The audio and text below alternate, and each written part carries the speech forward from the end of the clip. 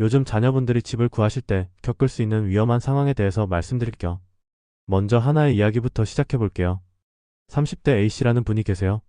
이분이 새로운 집을 구하려고 스마트폰으로 여러 앱을 둘러보고 있었어요.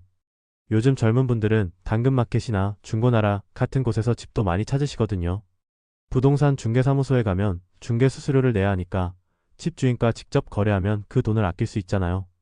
어씨도 그런 생각으로 중고거래 앱을 보다가 정말 마음에 드는 방을 하나 발견했어요. 위치도 좋고 보증금도 적당하고 월세도 감당할 만한 수준이었거든요. 그래서 바로 연락을 했죠. 그런데 여기서 신기한 일이 벌어졌어요. 보통 이런 거래할 때는 서로 의심스럽잖아요.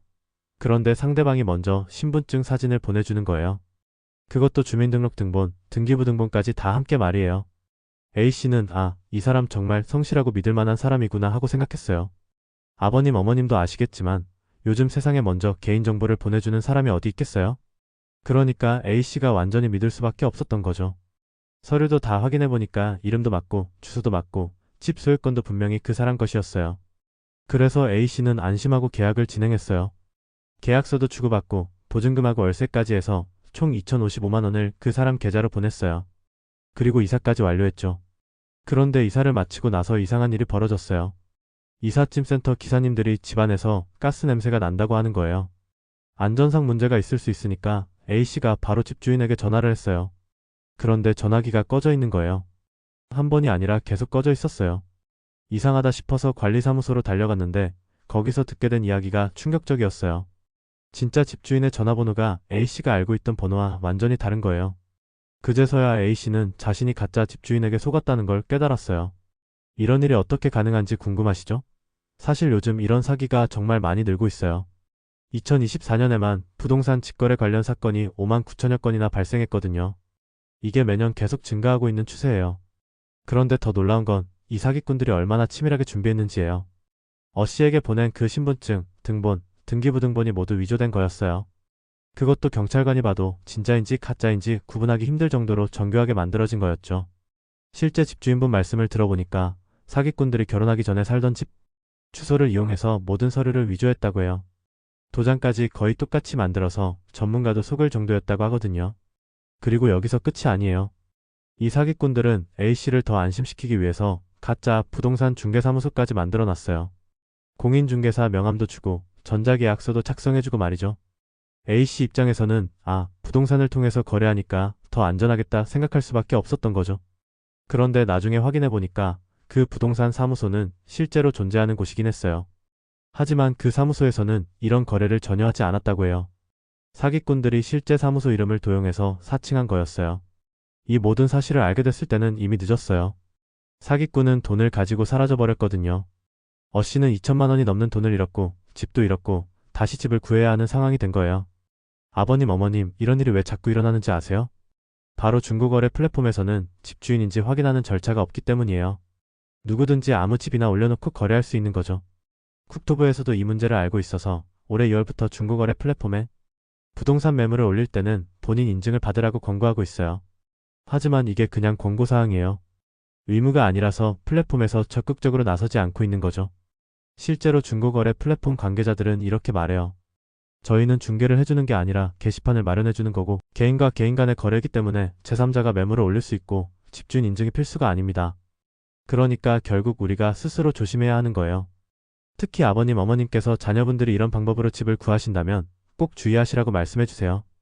그럼 어떻게 조심해야 할까요? 먼저 아무리 서류를 많이 보내줘도 절대 안심하면 안 돼요.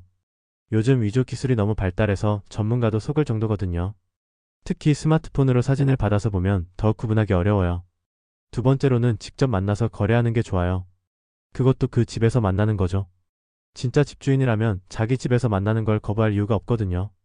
만약 다른 곳에서 만나자고 하거나 아예 만나지 않고 거래하자고 하면 의심해봐야 해요. 세 번째로는 등기부등본을 직접 인터넷으로 확인해보는 거예요. 상대방이 보내준 서류 말고 직접 등기소 인터넷 사이트에서 확인하는 거죠. 그러면 진짜 소유자가 누구인지 확실히 알 수 있어요. 네 번째로는 급하게 거래하자고 하면 의심해야 해요.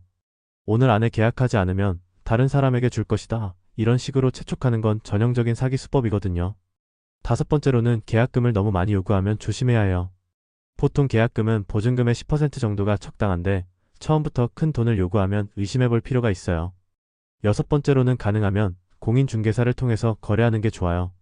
중개수수료가 아깝다고 생각하실 수 있지만 나중에 사기당해서 몇천만 원을 잃는 것보다는 훨씬 낫잖아요. 일곱 번째로는 주변 사람들에게 상담을 받아보는 거예요. 특히 부동산 거래 경험이 많은 분들께 조언을 구하는 것도 도움이 될 거예요. 혼자서 판단하지 마시고 여러 사람의 의견을 들어보세요. 여덟 번째로는 계약서를 꼼꼼히 확인해야 해요. 특히 집주인의 신분증 번호와 계약서상의 정보가 일치하는지, 집 주소가 정확한지 확인해보세요. 마지막으로는 인터넷 거래보다는 전통적인 방법을 이용하는 게 안전해요. 부동산 중개사무소에 직접 가서 상담받고 검증된 매물을 보는 게 가장 확실한 방법이거든요. 아버님, 어머님, 요즘 젊은 분들은 편리함을 추구하다가 이런 위험에 노출되기 쉬워요. 스마트폰으로 쉽게 거래할 수 있으니까 방심하기 쉽거든요. 하지만 집은 인생에서 가장 큰 거래 중 하나잖아요. 몇 백만 원 아끼려다가 몇 천만 원, 몇 억을 잃을 수도 있는 거예요. 그리고 이런 사기를 당하면 돈을 되찾기가 정말 어려워요. 사기꾼들은 보통 가짜 신분으로 활동하고 돈을 받자마자 사라져버리거든요. 그러면 피해자는 고스란히 손해를 볼 수밖에 없어요. 전문가들도 이런 문제를 해결하기 위해서 여러 방안을 제시하고 있어요.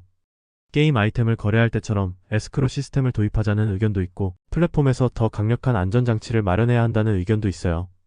에스크로 시스템이라는 건 제3자가 돈을 보관하고 있다가 거래가 안전하게 완료되면 그때 돈을 넘겨주는 시스템이에요. 이렇게 하면 사기를 당할 가능성이 훨씬 줄어들거든요. 하지만 이런 시스템이 만들어지기까지는 시간이 걸릴 거예요. 그러니까 지금은 우리가 스스로 조심하는 수밖에 없어요. 아버님, 어머님, 혹시 자녀분들이 집을 구하고 계시다면 이런 위험이 있다는 걸 꼭 알려주세요. 그리고 가능하면 함께 집을 보러 가보시거나 최소한 계약 전에 상담해 달라고 하세요. 경험이 많은 어른의 눈으로 보면 젊은 사람들이 놓치는 부분을 발견할 수 있거든요. 또 하나 중요한 건 이런 사기가 비단 부동산에만 한정되지 않는다는 거예요. 자동차, 전자제품, 심지어 생활용품까지 모든 중고거래에서 이런 사기가 일어날 수 있어요. 그러니까 온라인으로 거래할 때는 항상 주의해야 해요. 특히 너무 좋은 조건의 매물이 나오면 의심해봐야 해요. 시세보다 훨씬 싸거나 조건이 너무 좋으면 이상한 거예요. 세상에 공짜는 없거든요. 그리고 상대방이 너무 급하게 거래하자고 하거나 만나지 않고 거래하자고 하면 거절하는 게 좋아요. 진짜 거래하려는 사람이라면 충분히 시간을 두고 안전하게 거래할 의향이 있을 거예요. A씨 같은 경우는 정말 안타까운 일이에요. 2천만 원이 넘는 돈을 잃었을 뿐만 아니라 정신적인 피해도 크거든요. 새로운 집에서 새로운 시작을 하려고 했는데 이런 일을 당하면 얼마나 충격이 클까요? 하지만 이런 일이 계속 일어나고 있는 게 현실이에요. 그러니까 우리가 미리 알고 대비하는 수밖에 없어요. 아버님, 어머님, 오늘 말씀드린 내용을 자녀분들께 꼭 전해주세요. 그리고 주변에 집을 구하고 계신 분들이 있으시면 이런 위험이 있다는 걸 알려주세요. 한 사람이라도 이런 피해를 당하지 않도록 도와주시면 좋겠어요. 마지막으로 정부나 관련 기관에서도 이런 문제를 해결하기 위해 더 적극적으로 나서야 한다고 생각해요. 단순한 권고사항이 아니라 강제적인 규제가 필요하고 피해자들을 보호할 수 있는 제도도 마련되어야 해요. 오늘 이야기가 도움이 되셨다면 구독과 좋아요, 알림 설정 부탁드려요.